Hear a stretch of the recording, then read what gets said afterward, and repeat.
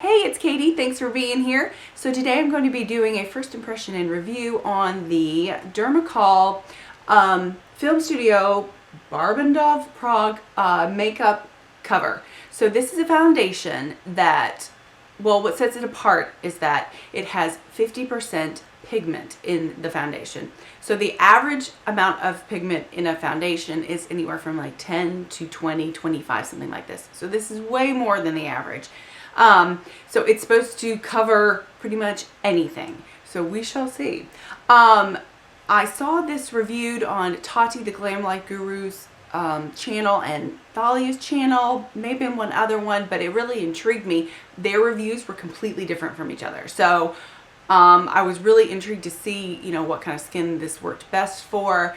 And then like if it actually did cover, like if all that pigment actually made a difference. So we'll see. So this foundation is $20 and I ordered it off of Amazon, or at least I paid $20 for it on Amazon, and it did come from Europe. So it took about like 7 days. It actually was like way shorter than I thought it was going to be, and I didn't have to pay any shipping either. I just bought it off of Amazon.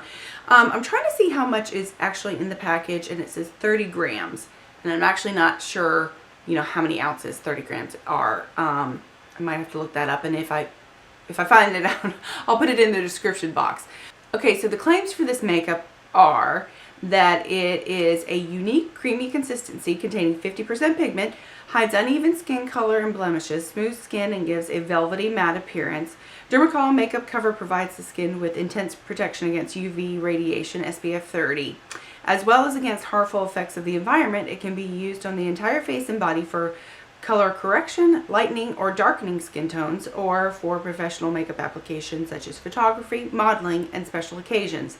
Its long-lasting effect is ideal for covering minor flaws or extensive skin defects such as dark circles under the eyes, scars, spots, loss of pigment, and blemishes. It improves the appearance of tired, pale skin. That's what I need. Giving a refreshing look and revitalized complexion.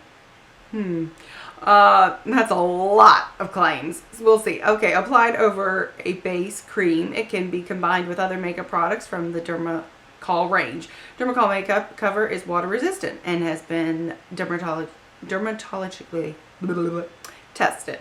It's suitable for all skin types. So those are all the claims. Let me go ahead and show you how I applied it, and we'll see how it wears throughout the day.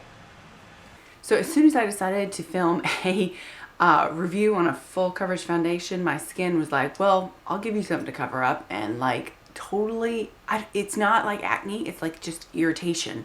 It's like raised and red, and it kind of itches, and it's really sore, and I'm going to the dermatologist tomorrow because I don't know what's going on. Honestly, I think I might have been a little too aggressive with the exfoliating because I'm not used to dry skin. And I was like, well, if it's dry, I gotta exfoliate, and I think I might have done something to my skin. So anyway, let me go ahead and get started in applying this. I'm going to do one side with a beauty blender and then the other side with a like flat top brush, because those are usually like the two methods that I use to apply foundation. So I'm going to see which one, gives us the best looking finish. Okay, so I got the color 208, and this is the tube, and actually it came foil sealed, and I just opened it up with the cap. So I'm looking at the color, and it's actually like, I think a bit gray.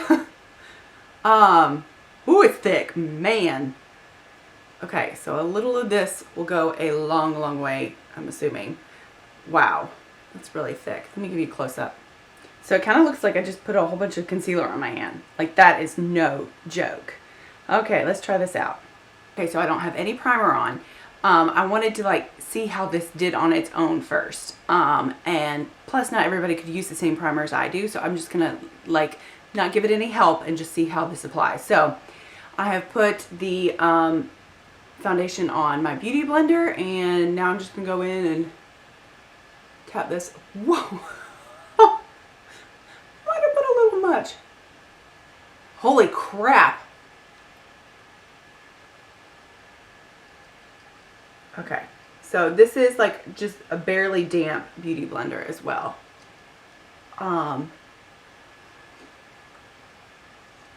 Well, I don't think this is actually going to be too dark for me, so that's good. Well, it's a little off. Bit like gray-ish, I think. Okay, that is totally and completely full coverage. That is crazy. Wow. That is insane. Like, Urban Decay All-Nighter, eat your heart out. Wow.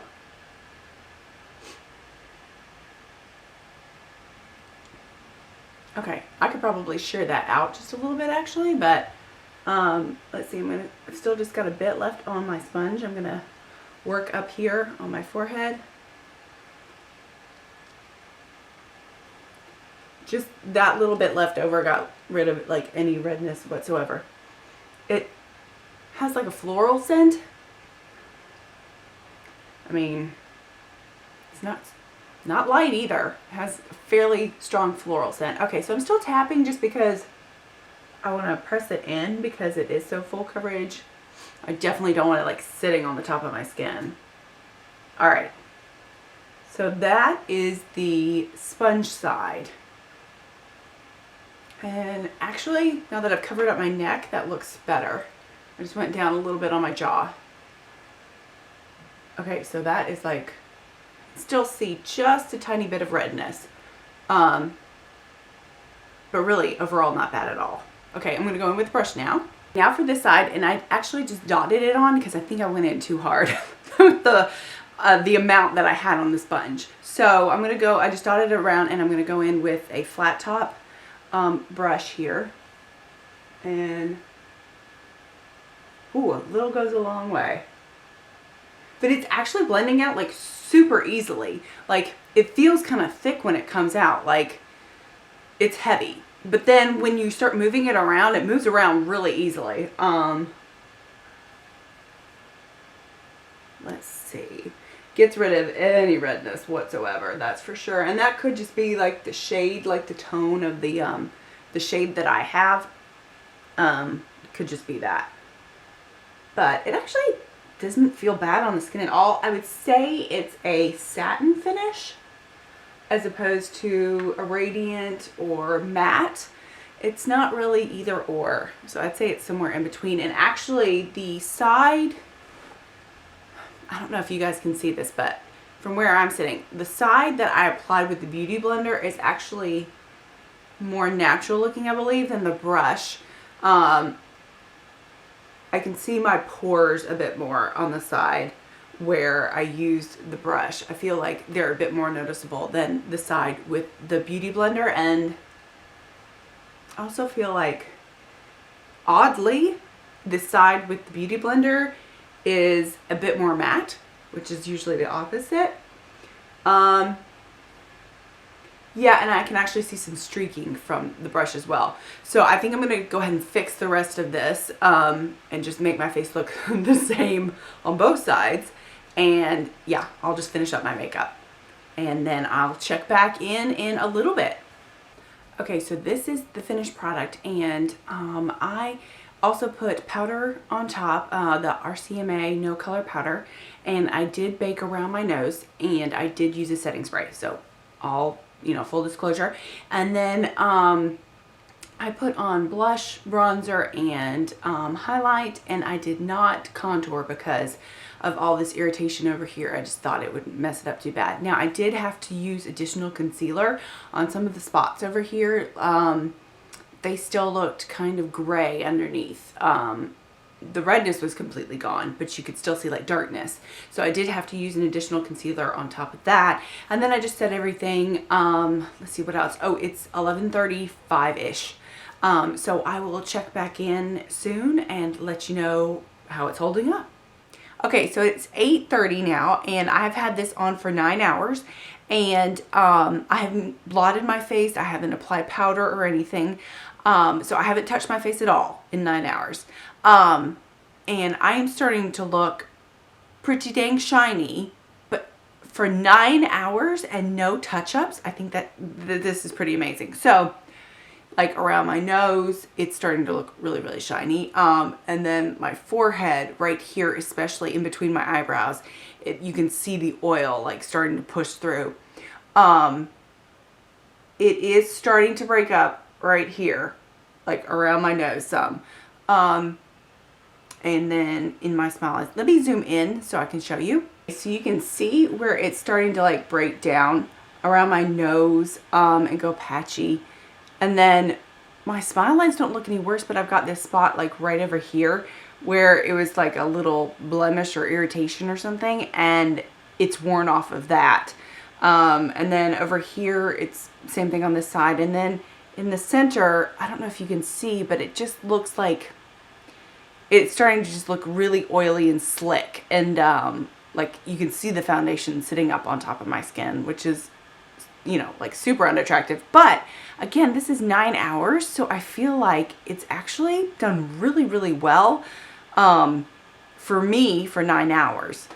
Okay, so overall, I would give this, like if I had to give it a grade, I would give the Dermacol a minus and like an 8.5 out of 10.